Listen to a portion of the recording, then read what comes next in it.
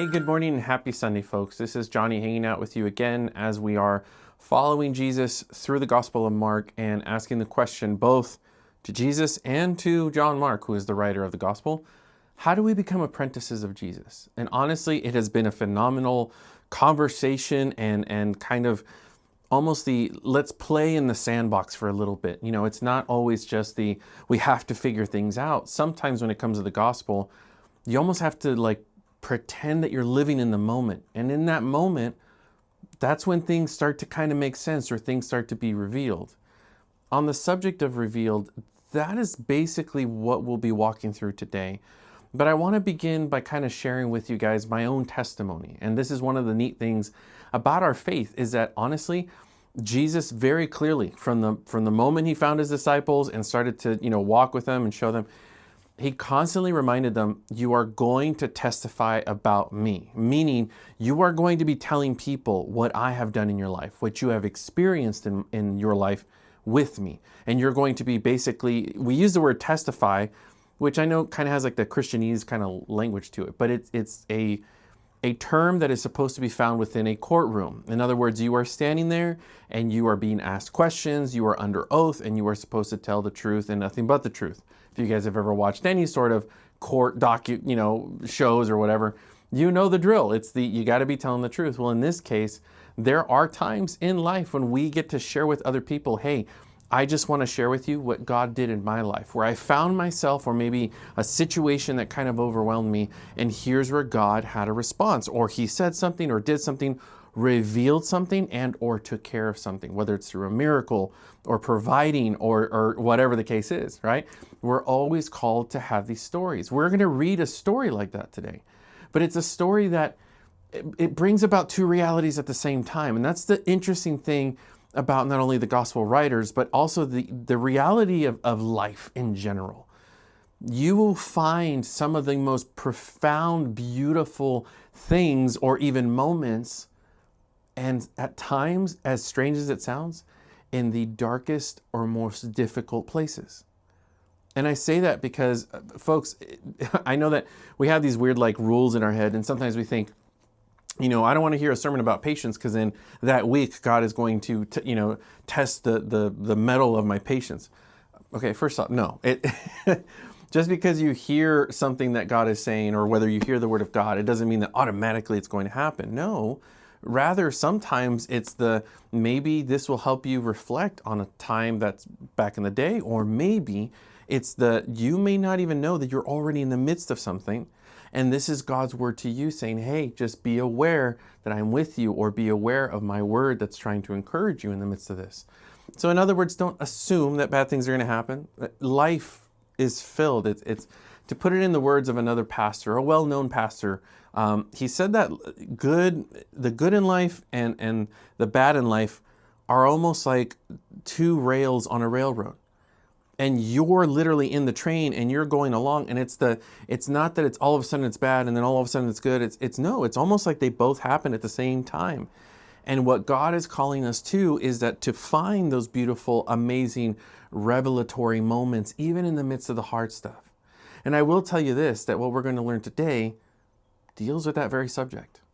It's not a very long passage, but I want to bring the depth of what's really going on here. So if you guys have your Bible, I want you to turn to Mark, and we're turning to Mark chapter 6, still in the 6th chapter, but now we're dealing with a very short story, however, very much connected to last week. So if you haven't watched last week's sermon, by all means, go over there, listen to it, or just spend some time within the scriptures reading through the entirety of chapter 6, so you kind of know, where's this whole story going. Our story begins with verse 45 and it goes to 52, and we'll read it together and then kind of piece it together. Immediately he made his disciples get into the boat and go ahead of him to the other side, to Bethsaida, which he dismissed while he dismissed the crowd. After he said goodbye to them, he went away to the mountain to pray. Well into the night, the boat was in the middle of the sea, and he was alone on the land. He saw them straining at the oars because the wind was against them. Very early in the morning, he came towards them, walking on the sea, and wanted to pass by them. When they saw him walking on the sea, they thought it was a ghost and cried out. because they all saw him and were terrified. Immediately he spoke with them and said, "Take courage, it is I, do not be afraid." Then he got into the boat with them, and the wind ceased. They were completely astounded because they had not understood about the loaves. Instead, their hearts were hardened. The word of the Lord. Today, as we venture through with Mark saying, how do we become apprentices? Mark wants to take us to a very dark place, and yet a place where something beautiful and light is about to show. So we have Jesus, and if you guys notice when I started reading that first verse, verse 45, did it seem kind of hurried to you? It's intended to. And the reason why is because 45 really shouldn't be separated from the previous verse and previous story. So let's kind of recap a little of what's going on. If you guys remember, Jesus is hanging out with the disciples. He decides to get them in a boat, which matters because there's a lot of boat movement here. He gets them in a boat. He says, let's go somewhere deserted by ourselves. Go spend time with me. Jesus takes the disciples, but unfortunately, other people saw them, started to run along the shore, found out where the boat was going to land. Boom, they're already there before Jesus and his disciples get there. So already there's this kind of tension. And if you guys remember from last week, they actually land in an area that is very much populated by the Zealots. And who are the Zealots? They were Jewish men that were trained in literally battle. They were trying to get rid of Rome and all things related to Rome. They wanted Israel to be free. So they took it upon themselves, right? Instead of trusting God, they said, we can handle it. God's too busy, I guess. So they would all carry daggers and knives, and they would literally go around assassinating people for the sake of God and for the sake of setting Israel free. This is the area where Jesus shows up, which explains why there is a lot of tension, because these men who end up being fed, 5,000 men are fed, yes. But the majority of those men and the attitude of the people in this region, there's a lot of rebellion going on. A lot of that, like, that we're going to get back at Rome, we're going to, in any moment, blah, blah, blah. So when you have Jesus show up and there's this conversation, is he the Messiah? They're thinking political Messiah. So that's why in other Gospels, they say that they try to seize Jesus and make him king. Who's they, and why are they seizing him?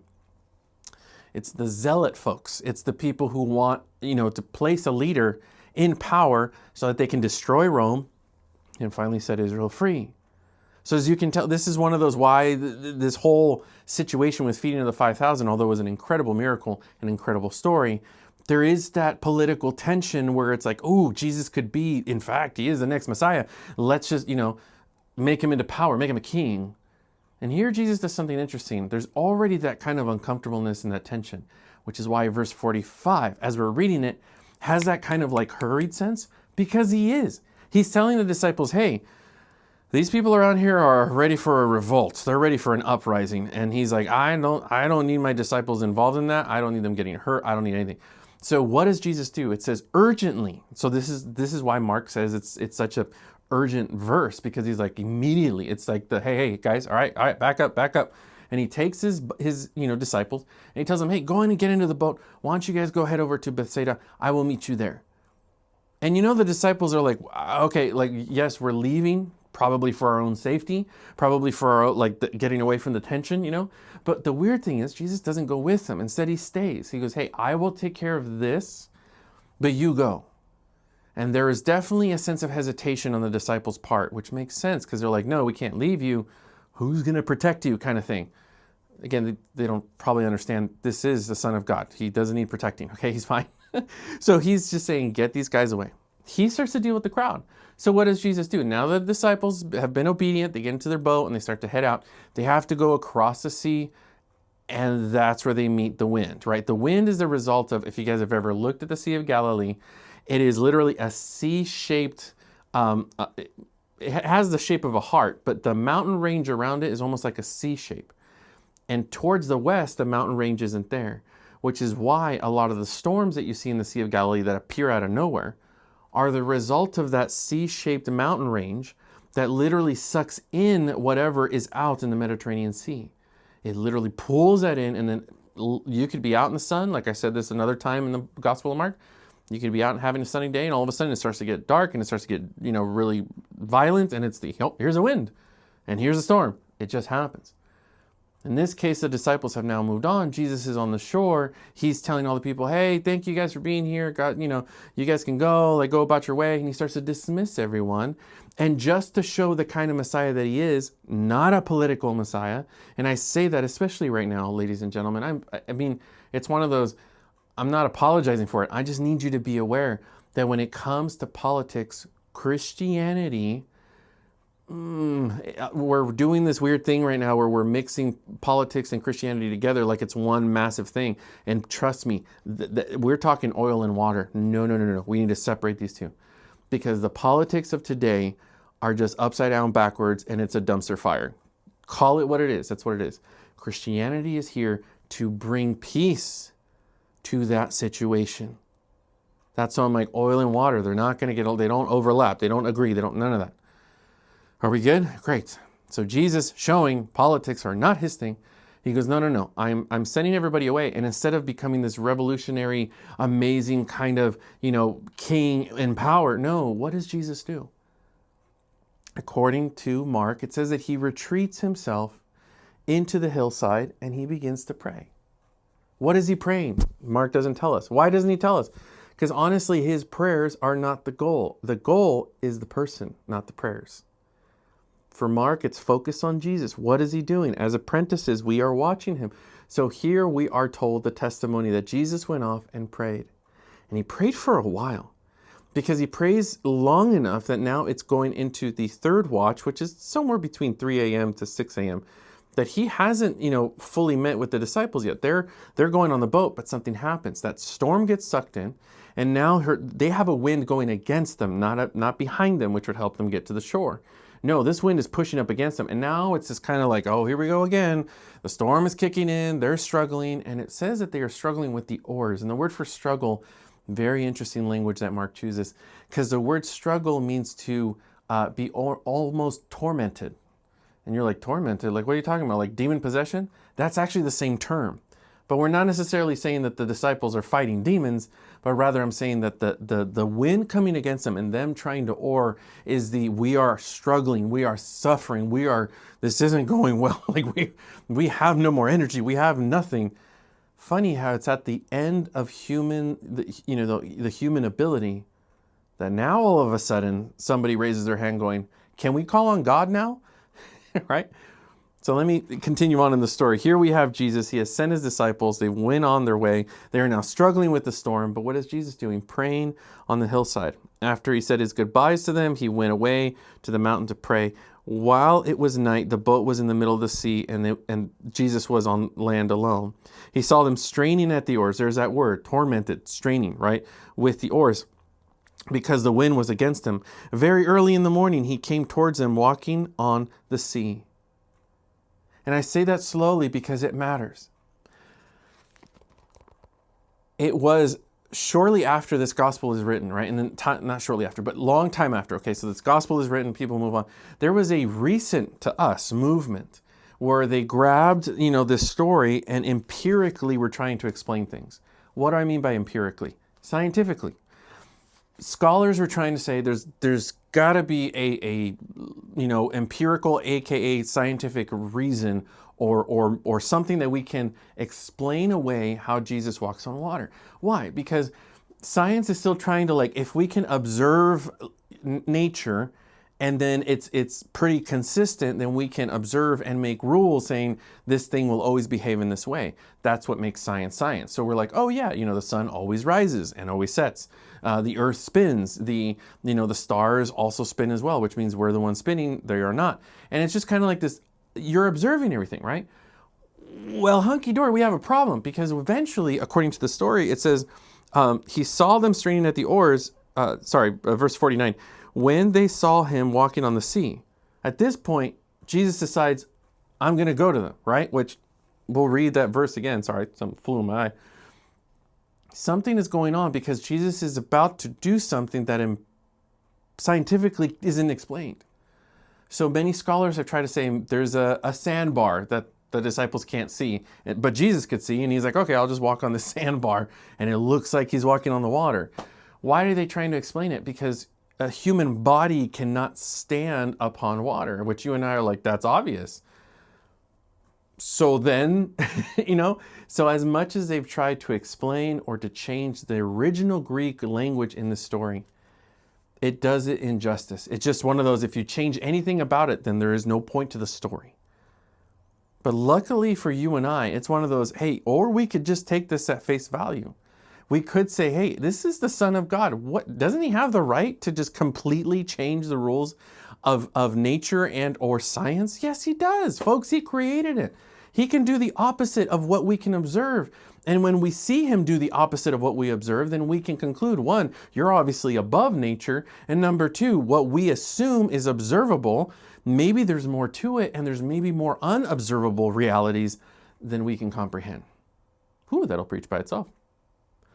So let's keep reading. Here Jesus sees them struggling with the oars. He saw them straining at the oars because the wind was against them. Very early in the morning, he came towards them walking on the sea, which literally means he is walking on top of the water. So as he is walking on the sea, sorry, I lost my place. They thought it was a ghost and cried out because they all saw him and were terrified. The scriptures tell us that Jesus is walking on the water. And if you guys ever have a chance to look at Job, I believe it's in Job chapter 9. I might be wrong, but I believe in Job chapter 9. Job describes that God is infinitely powerful, that he is able to do things that we cannot even fathom or imagine. And one of the things that Job mentions is God is able to walk on the water. He's very specific on that. As he describes this reality, you want to think, okay, if I was John Mark and I was writing this gospel and I'm writing to Roman Christians, and then here they are aware of other scriptures and other stories, and what if they knew about Job? What if they looked at the story of Job going, wait a second. If only God can walk on water because he is above nature, then does that mean that Jesus is... Exactly. That's what I love about Mark, is that unlike John shows that Jesus straight out calls himself the Son of God. Like he straight out says it. But in the Gospel of Mark, Mark wants to show you that Jesus shows you that he is the Son of God. That he is in fact God in the flesh. So what ends up happening? He's walking on water. And then the other part is very interesting. It says that he intended to pass by them. Well, that's not fun. Again, if we were to just kind of look at the story in the way that it's written, why in the world would Jesus intend to see them struggling with the oars, and his intention is to keep going? Why in the world does he keep going? Like, if I were Jesus, I would be like, hey guys, calm down. I'm here. It's all right. Let me just help you. No. He intends to just walk by. Pause. This is where our story, yet again, just like last week, is filled with jazz. And jazz, not the music, but jazz, the human ability to hear one story and another story at the same time and understand that they are paralleling each other even though it's not the same story. Meaning, for example, if I were to tell you like my life story, how I was born, what if I started with a long time ago in a galaxy far, far away, Johnny Diaz was born? And you're like, oh, wait, isn't that Star Wars? Well, hold on. Now your brain is thinking Star Wars, but it's also thinking about the story of my life. Your ability to think of two stories at the same time and parallel them is called jazz. Here's the same thing, is that we are hearing about this, Son of God, Jesus himself. He is walking on the water, which you're like, wait a second, that echoes back to Job. Yes, it does echo back to Job.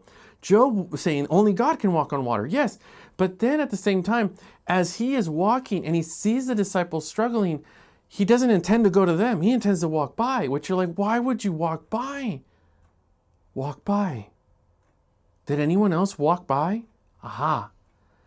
If you guys remember in the book of Exodus, again, this goes back to Moses, same as our previous story. Moses was having a conversation with God, and Moses said, God, I want to see you. I want to see your glory. I want to see you. And God goes, hold on a second. You can't see my face, because if you see my face, you will die. So here's what I'll do for you. I will put you in the cleft of the mountain. I will put you on an edge of the mountain where you can, in fact, encounter me. But he's like, I'm going to shield you so that the only thing you see is the backside of me. But you will still see me. And what happens? It says that God passed by Moses. Except this isn't Moses. In fact, this is the one that Moses prophesied about, saying there's one that's going to show up, the Messiah, and he's exponentially better than I am, and he is going to be the greatest leader you guys will ever have. He's the one that is now standing there, which means if this is Jesus walking on water, intending to pass by, then that means this is God walking on water. And the time that God walked in front of Moses was for the purpose to reveal to Moses who he was and his name. He said, Moses, this is a revelatory event. You are going to encounter me, and you're going to encounter who I am, and I'm going to tell you my name. And so here Jesus is intending to walk past because he is doing the same thing that God did in the Old Testament with Moses. But when they see him, what happens? Panic comes in because phantasma. That's the Greek word meaning they think it's a ghost, it's an apparition. It is something that has come out of the water or is randomly manifested, and they don't know if it's good or evil. They just know we are seeing an apparition. We are seeing a ghost. And so they freak out going, we're going to die. Who is that? And immediately that ghost isn't a ghost. That ghost gets closer to them and says, hey, take courage. In other words, fear not. Why is fear the issue? Because fear, by the way, folks, I don't know if you've ever sat and really thought this through. Fear destroys everything. It destroys you. It destroys your trust. It destroys your soul. It destroys faith. It destroys so many things when it comes to the human reality. So here's Jesus yet again throughout the echoes of the Old Testament all the way until Revelation. The same thing is said by angels and now also by the Son of God. Do not be afraid. Take courage. And then he says, it is I. And in the English, we read going, it is I. Like, hey, it's me. No, it's not. It is me. The Greek word that Jesus uses is I am. Again, I know you're doing it. I know you're putting the pieces together. You're jazzing real good right now. Who says I am? I am the I am. That is what God says to Moses as he reveals himself to him. Folks, Jesus is intending to walk by because you were supposed to glance at him, see him, take courage, do not be afraid because he is the I am. That revelatory knowledge that goes beyond human understanding is supposed to bring us peace even in the midst of a storm. It says Jesus finally walked up to the boat and got in the boat. And the moment his foot hits the boat, the wind just dies. And what are the disciples left with? They're just in shock because they're like, again, what is happening? This man, and he just, the storm, it's calm, it's gone. But then something is told to us by Mark. He says, they were astonished, but yet their hearts were hardened, which goes back to a previous time in the Gospel of Mark where here Jesus was healing a man at the synagogue with a shriveled hand. And what happens? He heals them, and yet the Pharisees and the rulers and everyone else watching, their hearts were hardened because they didn't think, wow, God is here and he's doing miracles. No, they were like, we don't like this man. He is doing things that only God can do, and he is claiming things that only God can claim. And we're uncomfortable because no human being should be able to do that. And this is just blasphemy. So their hearts became calloused, insensitive to the movement of the Spirit. Here the disciples, even though they're experiencing Jesus in walking on water and literally declaring to them, I am the I am, their heads still can't wrap themselves around it, and their hearts definitely are too stubborn to even think maybe this is what's going on. But then Mark tells us this very interesting clue. If you guys have your Bibles, turn there again. You want to look at verse 32, because the reason why they didn't understand, the reason why they weren't fully wrapping their heads around who Jesus is, because they had not understood about the loaves. Instead, their hearts were hardened. The loaves?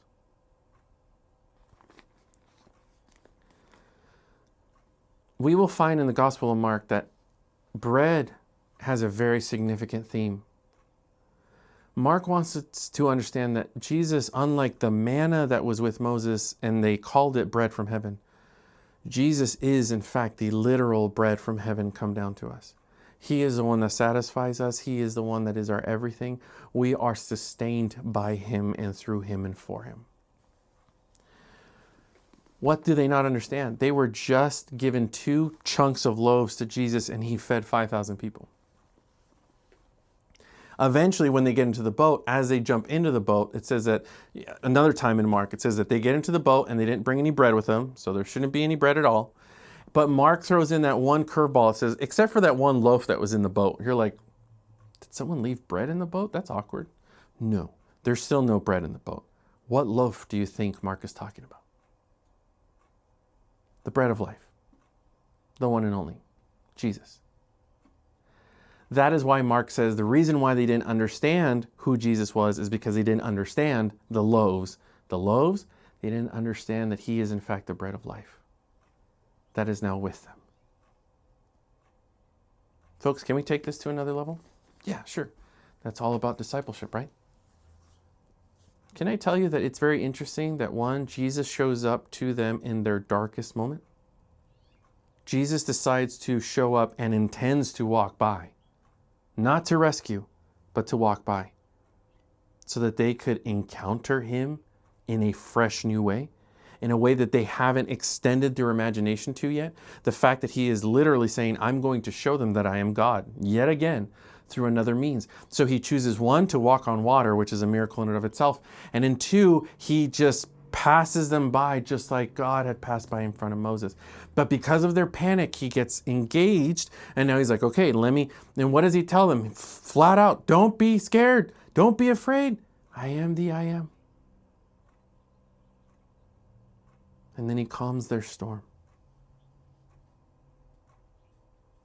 I remember I remember many times sitting with my mentor, which you guys know, Bill Doctrum, describing to him maybe some difficult things that I was going on in life, whether it was in college, being freshly married, young parent, or whatever the case is. There are moments in life where I'm like, hey, this hurts, or this is too much, or I feel overwhelmed.